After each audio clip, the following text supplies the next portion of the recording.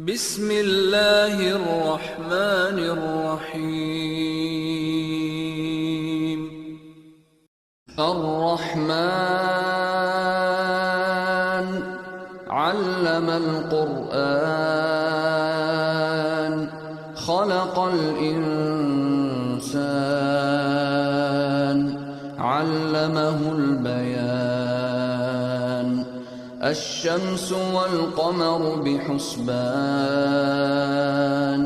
والنجم والشجر يسجدان والسماء رفعها ووضع الميزان ألا تطغوا في الميزان وأقيموا الوزن بالقسط ولا تخسروا الميزان